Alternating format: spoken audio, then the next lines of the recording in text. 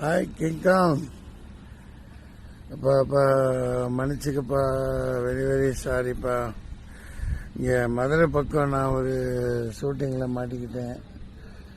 அது 2-3 நாள் தள்ளி இருக்கும்னு நினச்சேன். 14ஆம் தேதி வரைக்கும் இங்கே இருக்கேன். சின்ன கம்பெனி வர முடியல. ஆமாம் ரொம்ப நல்லபடியாக நடக்குதா மேரேஜ்? எப்படி? நான் வந்தவுடனே வீட்டுக்கு வரேன், சரியா? உங்கள் வீட்டுக்கு வெரி வெரி சாரி கிங்காங். கல்யாணத்துக்கு இன்னைக்கு இங்கே இருக்கனால வர முடியல, தப்பாக எடுத்துக்காதீங்க.